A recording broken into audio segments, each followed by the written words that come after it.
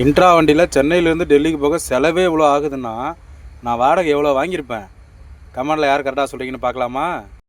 இப்போ பார்த்தீங்கன்னா சென்னை டு டெல்லி போகிறதுக்கு மொத்தம் 4 டேங்க் டீசல் 5 டேங்க் டீசல் நம்ம அடிச்சிருக்கோம். ஓகேங்களா? மொத்தம் 14,974 ரூபா வந்திருக்கு. ஓகே, அடுத்ததாக பார்த்தீங்கன்னா டோல்கேட்டு அது வந்து 4,500 நம்ம ரீசார்ஜ் பண்ணியிருக்கோம். பேலன்ஸ் ஒரு 400 இருக்குது. அடுத்தது பர்மிட்டு மொத்தமாக 6 ஸ்டேட்டு பர்மிட் நம்ம போட்டிருக்கோம். அதாவது ஹரியானா வரைக்கும் தான், டெல்லி உள்ளே போகலை. அதுக்கு வந்து பார்த்திங்கன்னா 5,070 ரூபா மொத்தமாக ஆகிருக்கு நம்மளுக்கு. ஓகேவா?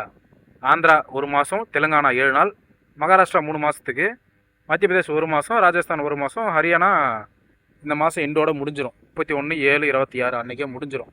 அதுக்கு மேலே அந்த பர்மிட் வந்து செல்லுபடி ஆகாது. இருந்தால் நம்ம மறுபடியும் போட்டுக்கிட்டு தான் ஆகணும். ஓகேவா? இப்போ பார்த்தீங்கன்னா இப்போது டீசல் 14,974, டோல் ஒரு 4,500, பர்மிட்டு 5,070, மொத்தமாக 24,544 ரூபா ஆகிருக்கு. டிரைவர் சம்பளம் ஒரு 7,700 ரூபா, மொத்தமாக சேர்த்து 32,244 ரூபா ஆகிருக்கு. நான் ஓனர் கம் டிரைவருங்கிறதால அந்த டிரைவர் சேலரி தனியாக எடுக்க முடியாமல் அப்படியே ஒன்றாவே சேர்த்துருவோம், லாப கணக்கில் சேர்த்து வச்சுருவோம். ஓகே, இப்போ நீங்கள் சொல்லுங்கள், இந்த ட்ரிப்புக்கு எவ்வளோ வாடகை வாங்கினா கரெக்டாக இருக்குன்னு சொல்லுங்கள். ஒரு சிலர் வந்து ரொம்ப கம்மியான வாடகைக்கெலாம் வரீங்க. நீங்களும் கமெண்ட் பண்ணுங்கள் எவ்வளோ வாடகைக்கு வரீங்கன்னு சொல்லிவிட்டு.